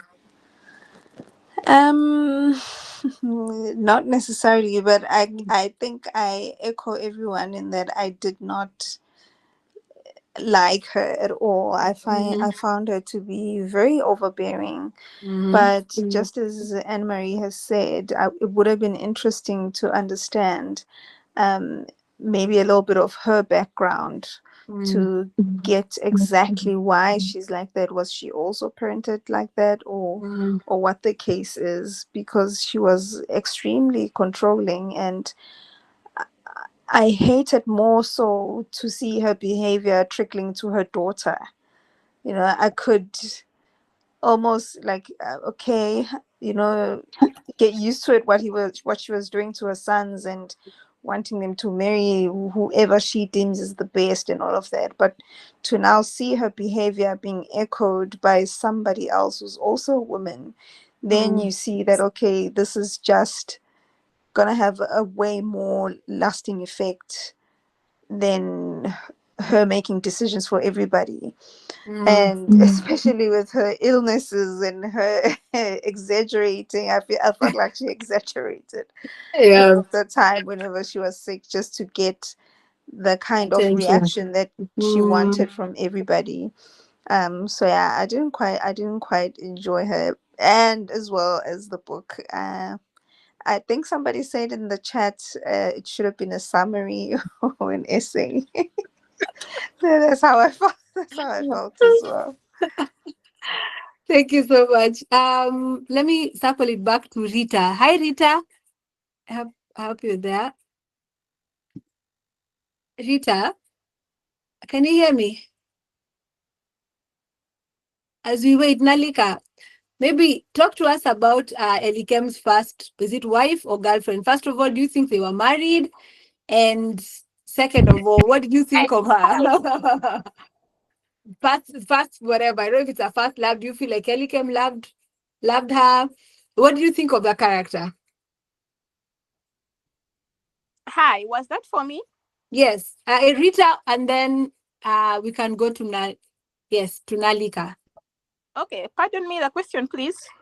The question is, talk to us about Elikem's first love. Muna. Talk to us about Muna. What do you think of her? Were they married? What do you think about their relationship dynamics? What do you think of her just overall? Just guiding questions as to what I you felt. think the family, this rich family portrayed her as a very ugly person, bad mannered. They just didn't like this person because she stood her ground. And then they tried to bring this innocent person into the picture. And then also try to make her feel like she was pretty. Okay, yeah, she was pretty, but the way they were talking about it. Yeah. I don't think we are to blame the first woman who is, I don't know. I don't know how to put this book actually stressed me. I don't know. I don't know how to explain this, but I don't feel like it was right for the author to paint her the way she did, because she really did have an issue, but I hated her from the word go for nothing. Yeah. Yes, why I was very sad until Afi went to her house and she was like, also, wait, this woman is not actually bad. She's nice and she's pretty. Like, it hit me like I've really been hating on this person. I didn't know her. Like, it stressed me a lot. So, yeah, that is my take. Also, the auntie needs caning. Honestly, you can't have money and just be that bitter. She needs therapy. Thank you. Over to you, Nalika. I think he was Mona was his love. Like honestly, it's giving the fact that he refused a church marriage, because that's what Afi wanted. Like this whole entire time, not just to be the only wife but through the church marriage, and he refused to give that. So that's very much giving that the moment his mom dropped dead, he was going to like marry Mona in a church setting or in some sort of way. Like he would have, how do I say it, like she was the one that he wanted. Also because it's very telling that he took the son to meet Mona and the daughter, but he could have brought his daughter around at any time. Yet he refused to do it. He refused to have her there. So I think that he really loved her. Unfortunately, that does not make him a victim in my eyes, because the moment he consummated his marriage, everything goes out. Like he knew what he was doing. And for Muna, I would really have loved to see or hear her perspective on him having, like Afi and like having another wife, just because I would love to like, just see what she was thinking. From what it said, she seems like a very self-assured woman that said, you guys don't just get to come in here and treat my house as it's your house just because this is your son, and they didn't like her for that. And so yeah, and if there was really such a problem, like if her confidence was really such a problem, he would have left her. Yet he stayed with her. He still wanted to be with her, and yeah, it's really giving that was always going to be his first love. And do you think she knew about Afi? Like, what, just from reading, She were you able knew. to deduce, like, if she understood the magnitude of this relationship, or maybe she just thought it was another passing cloud? Like, do you think she felt Afi was more of like Evelyn, or did she know that this was like a marriage? I feel like she didn't see it as a marriage because he refused to marry her in a church setting. So whatever he's telling her, he's probably just like, but either he's married to her already in a church setting and legally recognized, or he promised that he would do it. But I think she knew about Afi, but she didn't really think that, uh, she really meant much, because here this man is still here. I don't believe anything about the mother saying that she would tear her hair out and, like, she'd go and come back and like blackmail him emotionally, whatever it may be. I don't believe any of that. Like, we know Auntie's a liar. So I think Muna know, but obviously the way that Elikem told her about it, that she didn't really see a threat in it, because she could have left him. She could have not had him see his daughter, all of those things. But she probably knew that he was gonna just marry her. I don't think she saw Afi as a threat. And that's an interesting perspective. And that I want to ask, just in relation to that, what was your view on this marriage? Because this was, to see, to Afi, this was a marriage, isn't it?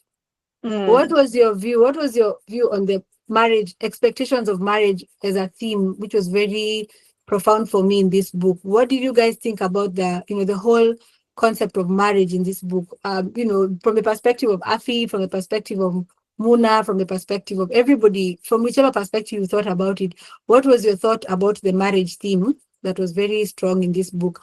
Babalo, I think I'll ask you to start off. And then after Babalo, can you have Esther? She had her hand up, and then to me. Okay, she had her hand up before. I don't know. I think she just forgot to bring it down, but yeah, for sure. I'm still at this point in terms of, I don't understand how she stayed with Ellie after Ellie went on to be with Effie, knowing very well that this thing was a forced thing by the mother. I think the thing is, I don't understand why Muna didn't leave Ellie at all, in terms of that she could see that Ellie doesn't have a backbone to stand for her. If Ellie loved her that much, why couldn't he fight for her? And why couldn't? And the way that I don't think she was married to Ellie, but she was so laid back with the marriage matter, because she didn't seem like she wanted to consummate the marriage just as Effie wanted with Ellie. She was not in the rush for that. So I think I would love to know what she was thinking, how she was feeling about this whole thing. But the story didn't get to that point. So I don't know whether she was also delusional, but there was something about her that I didn't understand. Because if I was her, I was going to pack my bags and leave, because clearly you've chosen, and this woman now has a child, and you are taking this child in my house. I would have left, because you don't know how to choose. You don't make a choice. So I think Ellie wanted his bread buttered both sides, but I think the one person that took the cake in all that and made the decision is still Effie, instead of And so I can read the comments here. Someone has said, Lakeni says marriage isn't important to everyone, and that's another consideration. There's another statement here: dead-in-laws, happy marriages. I guess I'm mad. There was okay, this is different from. I'm low-key mad at side-eyeing Muna for staying. Have you seen how dry the streets are in our generation? Babe, I'm choosing stability. Love is not for men, not women. We have to respect. So just going into that, do you feel like this marriage was more important or more, wired or more spotlighted towards the man, which is Elikem, or do you feel like, the two women also had a say in this marriage? And I think I'll pose that question to the next speaker. I think it was, who was it, Kgosi? Esther. Yeah, Esther, Esther, over to you. And then, okay. What do you think? What was the question again? Because I was still on that of Auntie and Muna. Oh, okay. Would you like to answer this one? We're just discussing now on this marriage. What was your views on the marriage or the marriages in this particular, or the relationship dynamics in this particular book? And what do you think, who was, was it more towards, like, spotlighted towards the man or the woman in this particular storyline for both Muna and Afi? Okay, my take on the whole marriage thing, I think as much as Elikem was a victim of Auntie when coming to this forced marriage to Afi, I just thought maybe he had this agreement with Muna of a church wedding after we know her aunties was sick. So maybe they had that agreement. That's why Muna was staying on. Like people were saying, why was Muna staying on? It might be that they had that agreement that they will get a church-made wedding. And my take on Auntie, for me, Auntie seems like something went drastically wrong in Auntie's past life. Maybe in the marriage, or something that caused Auntie to be so controlling and to want to, like, predict, I don't know, should I say the future or the life that her children should live. Something went wrong with Auntie. Auntie doesn't need that. She needs a psychologist for Rerach. Like, she's more delusional than any other person there. Yeah, that's what I wanted to say with regard to that. Thank you, Lena. Thank you. And I think I have to add on to that. I feel also she was also mad because she didn't know about Muna and she didn't get a chance to choose Muna because Elikem met Muna in another country, isn't that? So I think she also had this control issue because she didn't get to choose for him the kind of woman she felt was ideal for him. So I kind of feel like also the aspects of control and the overbearing nature of her was also because Muna was not her choice. And, I think most of these overbearing parents, we usually call them helicopter parents. They're always hovering over their children's lives. Their main agenda is to just control everything. And someone here, I think Anne-Marie was talking about the way Muna is another Evelyn. How she didn't want drama. Tessa said, she was chasing the bag. It's probably true. And I think she's one of the characters that was not really, we did not get to know much about her, and I wish we did. And then I want the next speaker to open the conversation on the mom, on Afi's mom. What did you think? Afi's mom. I don't know, who's the next speaker? Is it Tumi? Yeah. Tumi, what did you think of Afi's mom? Okay. And then Linda, let you me can just speak say, next. Okay, let me just say yes, guys. I take it back. Muna is not a victim. Actually, Muna is another Evelyn that I think we should also give her thingies because she was really like from the beginning. Remember when, I don't know, is it Richard or the other brother, when they gave the backstory on how Elikem met Muna when they were in Liberia. Like Muna, I feel like she went there, she was the secretary and was like, listen, here is my ticket to getting all the bags and all the flights and all of that, and I'm gonna take this opportunity. And yes, Anne-Marie also mentioned the fact that she stayed there for her daughter's medical costs. So yeah, I think in as much as some people may think that Muna was just like also just like Afi, like really why did you let Elikem walk all over you? I think really she knew why she was there, and she was there for business.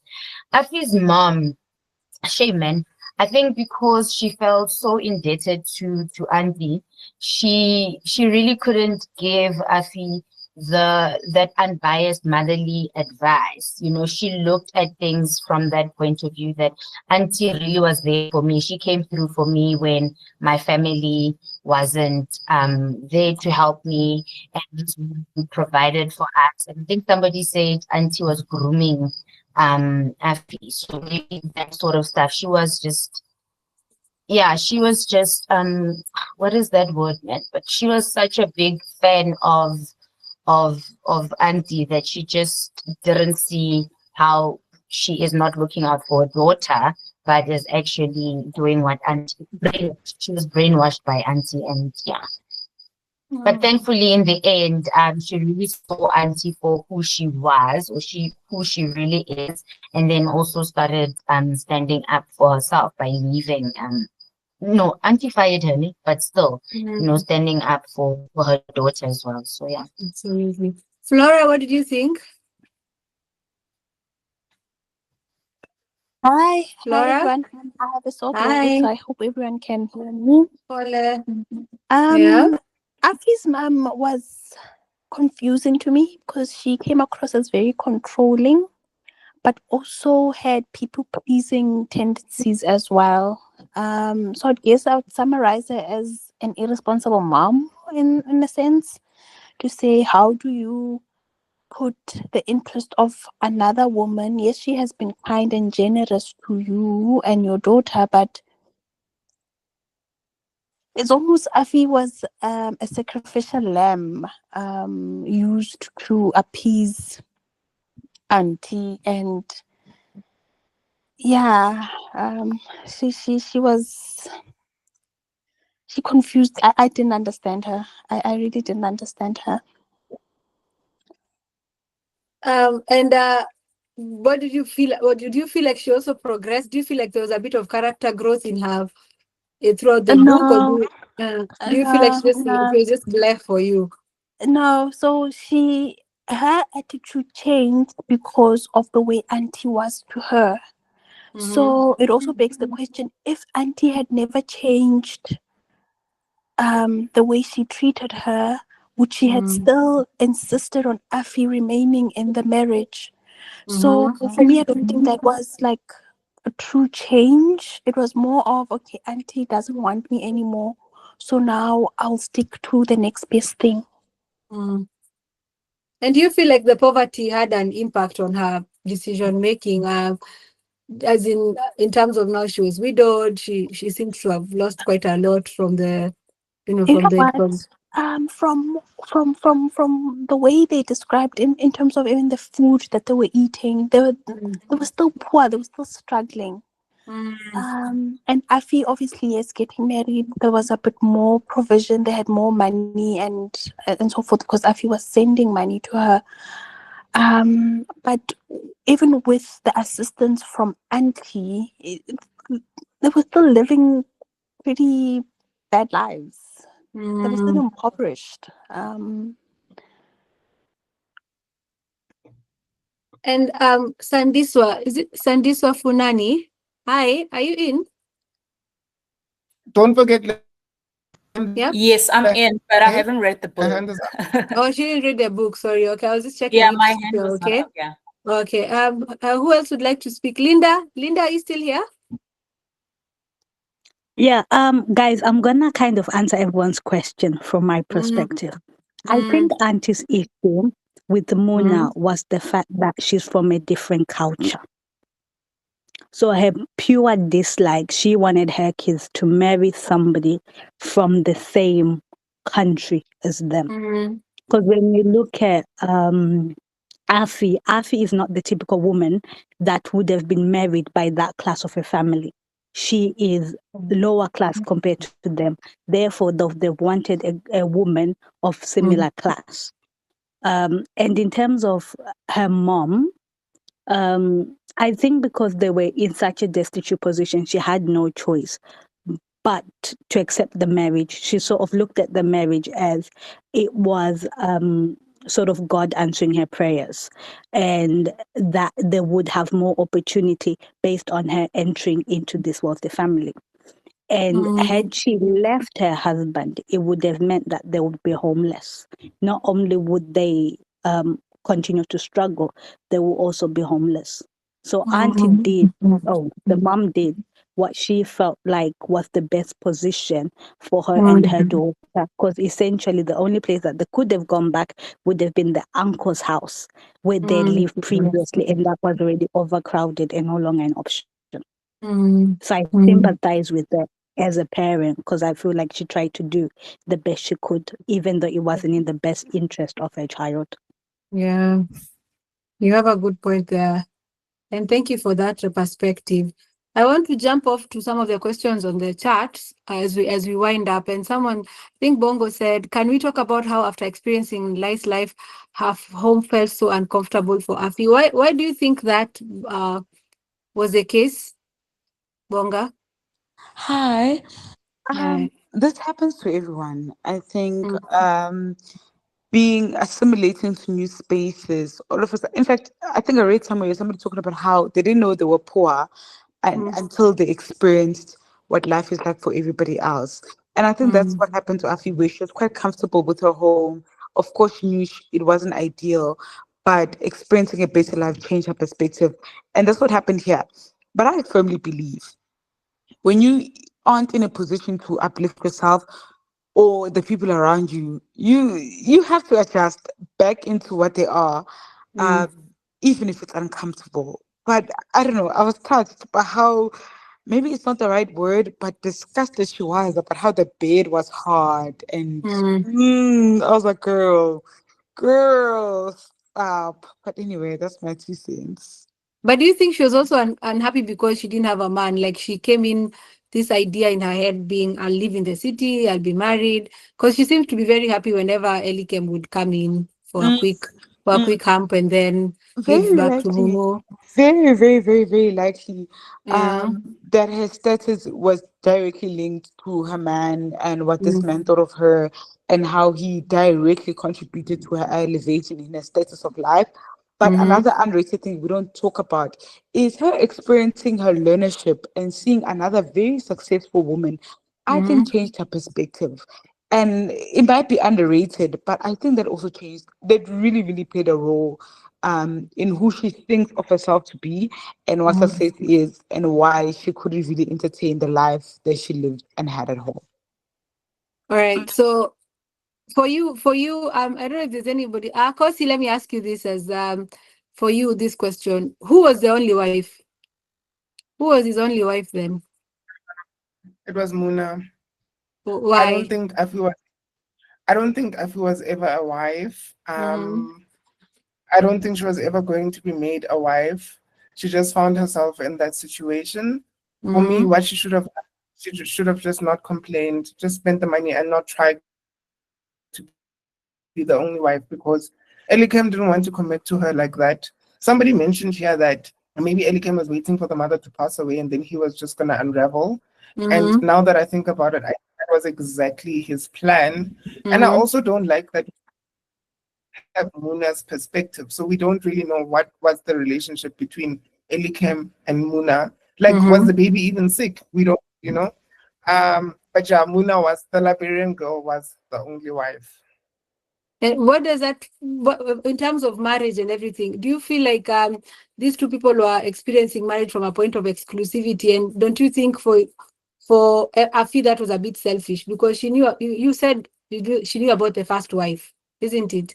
So doesn't it make her also a villain that she wanted to be the only wife? Like she wanted someone out for her to have this exclusivity. Do you feel like it also brings a bit of a villain nature of her as a character? I don't know if I could say villain, but definitely Zulu, right? So I know a woman who's went through what I know at Afi in real life, right? And also left the marriage with nothing but her baby, right? And she established herself. But I really do think that she was delusional for thinking that she can step into a situation and then just convince Elikem that we're married, so leave this other woman. with her not knowing what the background with this other woman is like, she was just given a background that, and she just spun herself into a web that it's gonna be me, me, me. And also, I think this just extends to girls in general, right?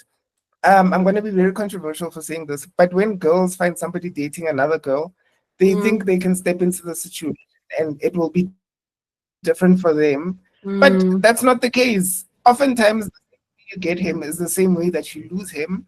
And yeah, I don't think she was a villain. She was very naive and she had a lot of pressure to make the marriage work. But I just found that she was just possible. Like, no, this was not yours. But big ups for her for building herself, getting out, and for establishing herself. And Lakeni says something I agree with. She says, you're very right. She said she thought her beauty and cooking would steal a man. Welele. Okay. It's true. I think throughout the book, she kind of thought like if she, if I change, if I do this, if I do that, then this guy is. I think, and it's based on what she had been told by the auntie, that this Liberian woman is, she doesn't do these things. She's not a typical wife, and so she, in her people pleasing, I think in its best form, she kept thinking, maybe if I do all these things and if I give him a son, he's going to, now, I'm going to be his only wife. Because I think that only wife is the difference between, the polygamy settings that we see in African society, and this now being that I'm the only one for him. So I think I agree. It was more, I think someone said it was more delusion than villain, and I agree. It was pure delusion. And I think it stems from what the expectations that she had and what she had been told.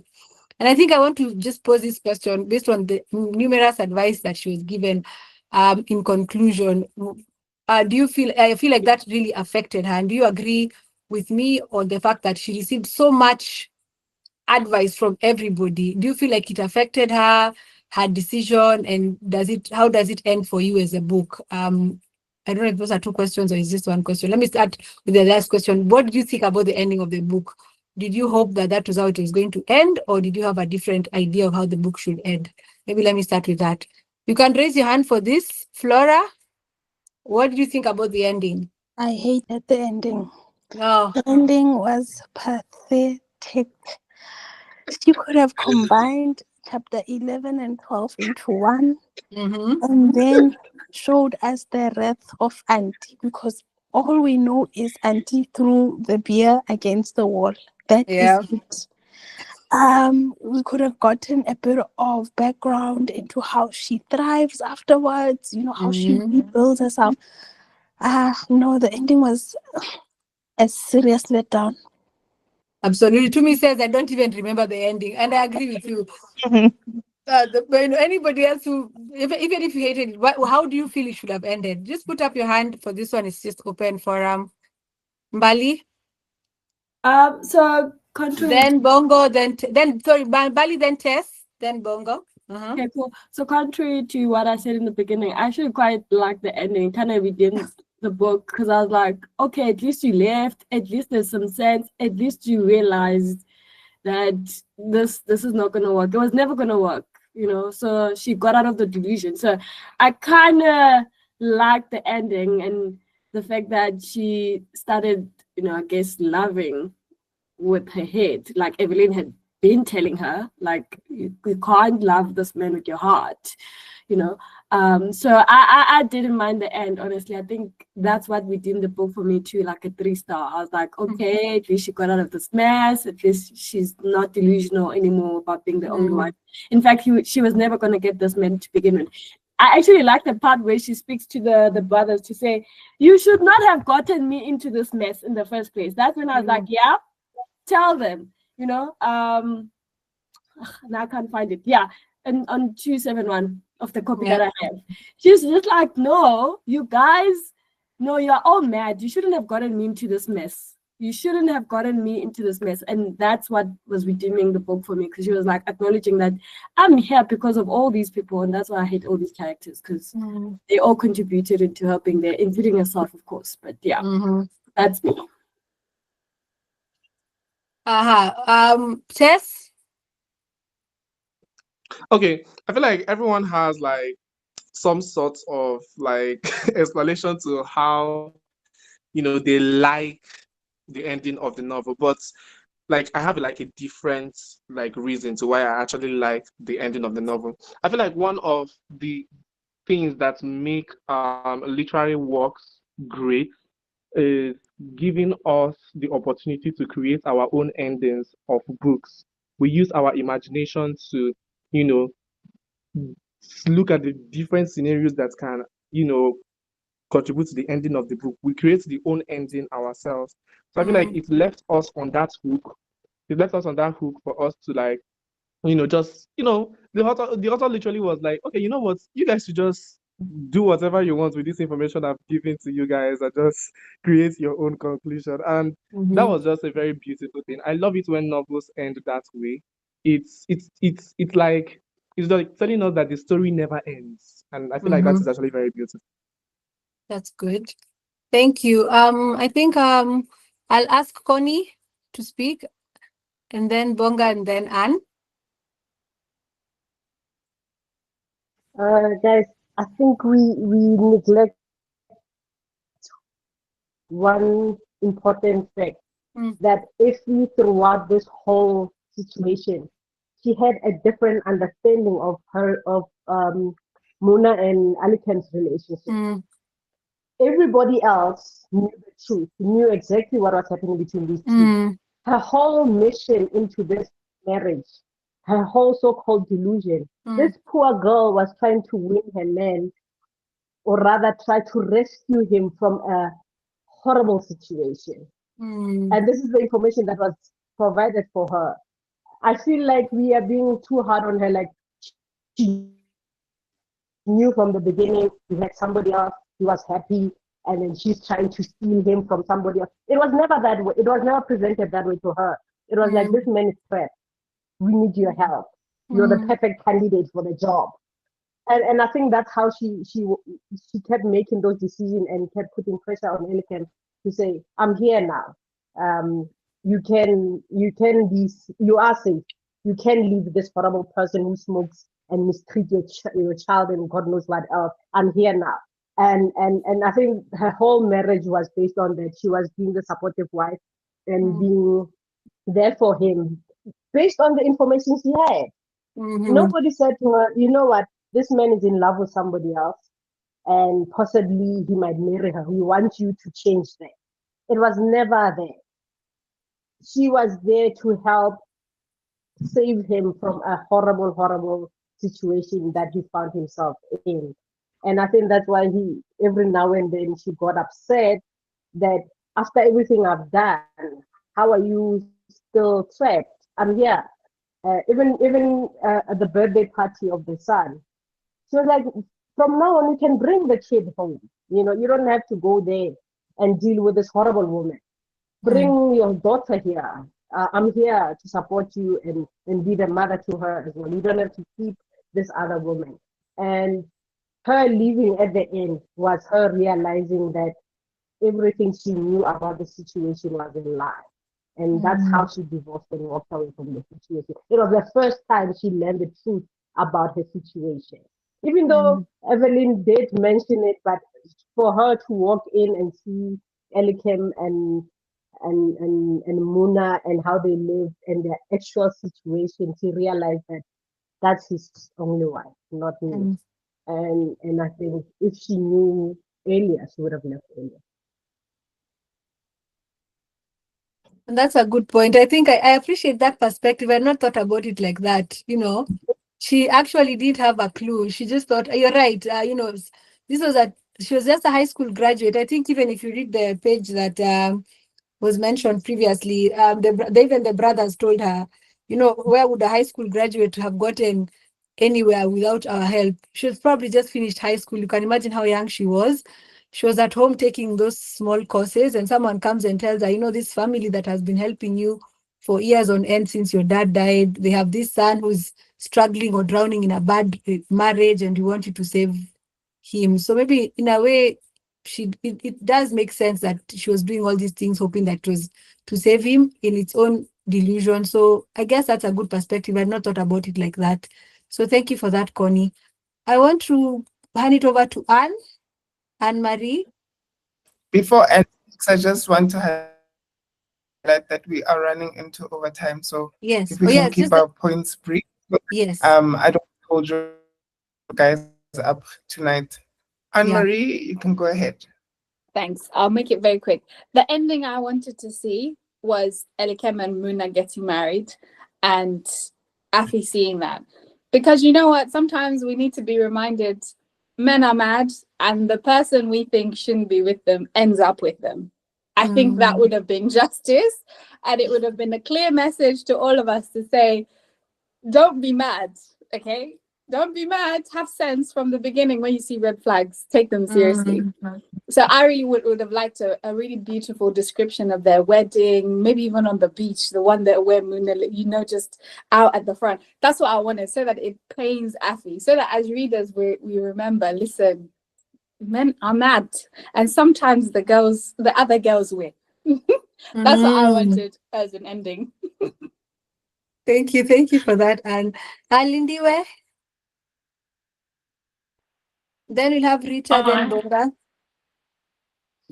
For me, I like the ending so much because I feel like it was a rush, but it was a rush in the sense that it favored Afi. So I think in that sense, for me, it was a good ending, especially because at first I was worried about Afi asking or begging Eli to stay with her, but then she woke up the next morning. She decided, no, this is not for me. I'm leaving this marriage, and for me, that one was the perfect ending because she decided to choose herself. So I think the ending for me it was perfect, especially because I feel that I to for her to decide to leave the marriage. We could have gotten maybe a bit more on whether she cooperated with the with with Ailey in terms of the child, but then I think the ending for me was perfect. Yeah, it only mentions that he comes to see the child every so often, and yeah, it was. I feel, yeah, for sure it was a bit rash. It just felt like, oh, let's finish the book and go to something else. So you have a good point. I don't know, Rita, then Bonga. I think that was the lineup. Hi, friends. So I think the ending I liked it because from where Afi came from to where she was, having the energy and the courage to walk away from all that and be independent regardless of what is this the husband's sister, yeah, like how she was beginning to treat her, and then her having the courage to do that, move on. Like I gave her flowers for that. Just that made me like the ending. That's all. I hear you. Thank you for that. Bonga, you can close us off for that discussion. All right, thank you. I want to point out firstly that we need to acknowledge that Afi was, well, her most previous relationship that was relevant to her life. I think there was a cheating situation that happened where the guy had another woman involved. And I feel like that's very important that, again, she ends up in a marriage where somebody else was involved. I am proud of the ending, and I wish more books and, in fact, more people's lives had a similar theme. Not just to say leave the man, because some men are trash. Men are trash, anyways. But in that, you need to leave with a plan. The stats are like it takes 7 tries for a woman to leave an abusive relationship. And I think it's even crazier for financially abusive relationships. And some women do not leave with their lives with them. But you need to leave with a plan. It's not enough to just leave him. As she just left and went back to her poverty, and we've just previously discussed how her previous situation has dehumanized her and all those things. But again, I really want to emphasize leave, but leave with a plan. Her thing of renting and all of that, mwah, chef's kitchen. I'll never Fantastic. falter for it. Thank you. Thank you. Let me close up the meeting by asking you I'll just receive your name and you can give us like the rating that you have now at the end of the book. What do you rate the book? Just like 1, 2, 3, 4, 5. No explanations. Just 1, 2, 3, 4, 5. From a rate of 1 to 5, what do you rate the book? I I'll want to give it a start with Tumi. 3.5. Oh, sorry. Let me start with Tumi. I don't know. I'm so confused. I don't want to rate this book. I came in here just like 2.5. Yeah, let's Where keep are you it now? 2.5. I'm still at 2.5, 2.7. Fantastic. Actually, that's a good point. When you came in, where were you at and where are you at now? Tando? What about you? Where did you 3.8. come in from? Where were you I at the came beginning? in at 4 and I'm at 3.8 now. Oh, so it's a drop. Tess? Yes? Yeah. I started with a 3. I'm still standing on 3, just like You're she's still standing standing on on business. 3. Thank you. Standing Yeah. on business. Justice for men. Sandiswa? Sandiswa? Sorry, I What didn't. do you... Yes. Based on the discussion, what do you think of the book now? I know you haven't read the book, but what did you think? Is it something you'd like to read, or do you feel like, it's too much? Definitely. And I haven't read the book, but I'm already, is it Afi? Team Afi. I actually want to read the story. I am Team Afi. And from the conversation that I'm hearing, this is the typical Black story, or women, particularly Black women or women of color that experience, particularly women that come from poor families, where you sometimes get married as a way of escaping that poverty, and you're actually going to something that is even worse. So I'm interested to actually read the book. So yeah, I'm Team Afi as well. I want to be as passionate as Esther is about Afi. Yeah, that's it for me.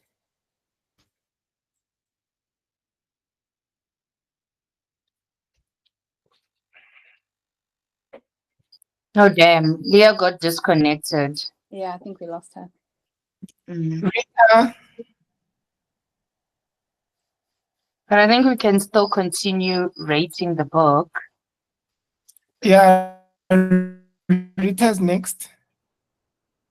I gave it 5. I was entertained. Amazing.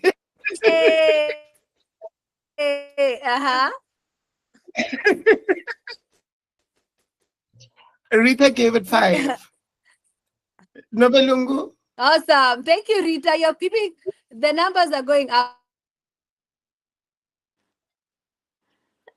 Hi. I was on a 2. I was on a 2, but because of the discussion and some points, I'm now at a 3. But that's as high as I'll go. Thank you. It's still better than nothing. Positive thoughts. Thank you. Nalika? I am still at a 4. Okay, still fantastic. Thank you, Nalika. Mbali? I'm a 3. I walked in here almost like a 3.5-ish, but I'm a 3. I'm a solid 3. 3 it is.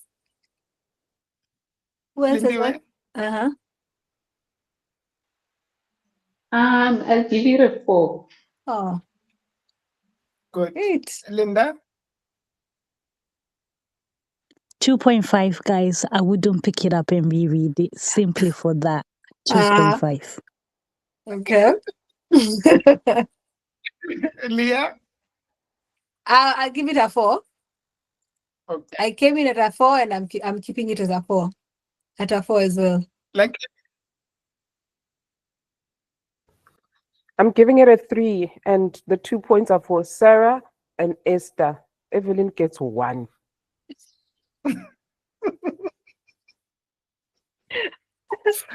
Thank you. I'll give it a 3. Okay. Yeah. Katleho? I give it a 3.5 just for the entertainment. Gugu? I give it a 5. I enjoyed the book. I'm giving it a 5. Flora? 3.5. Starting with a 3.5, leaving with a 3.5.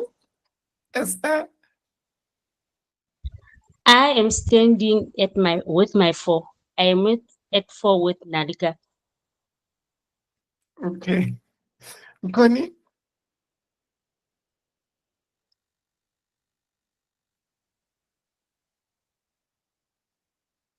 Connie?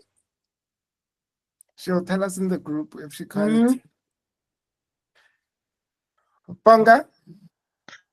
It's a I'm walking away with the 6.5. 4 I came in with. Okay. Mm-hmm. Okay. I Hello, am. can you hear me, guys? Yes, we can hear you. Yes. I am 3.5, 3.8. Your opposing views just motivated me to love the book even more. Babalo? Uh-huh. I'm giving the book a 4. I came with a 4. And one thing I'm leaving out of this discussion is that when a man has chosen who they love, no matter what you do, they have chosen. Mm-hmm. And one thing I love about it is that she eventually, even if she later decided or found out, but she left at the end of it all. Even though she learned that later. Yeah. Anne-Marie, you're the last, and then I'll close off. Yeah. I came in 3.5, but I'm down to a 3 now.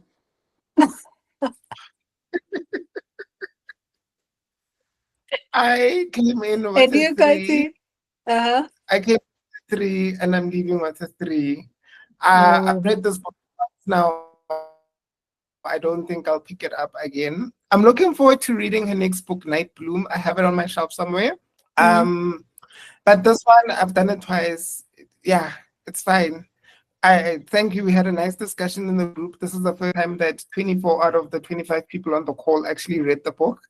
And it felt like 2 hours wasn't enough to discuss everything, surprisingly, because everybody finished reading so quickly.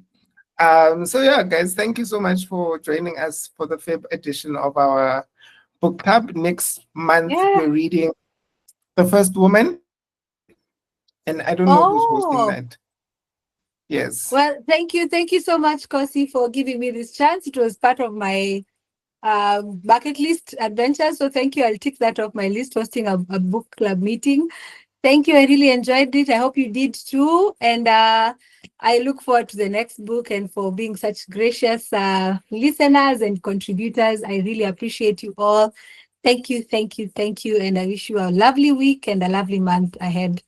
Bye-bye. Over to you, Leah, Kgosi.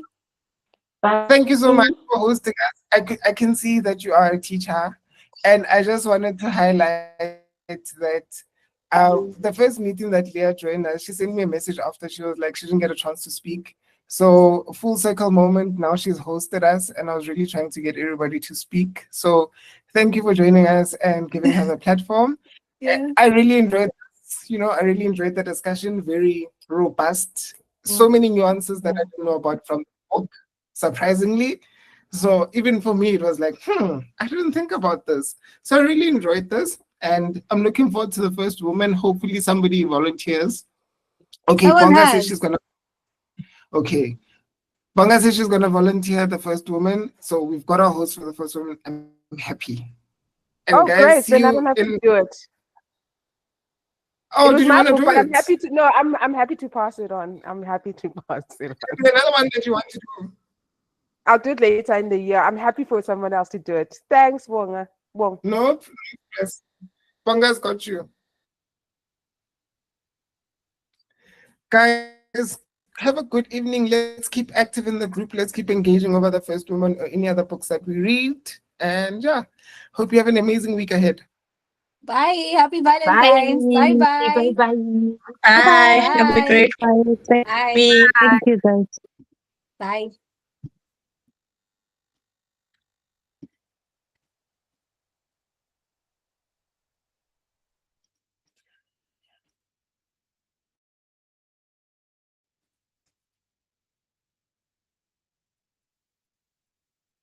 And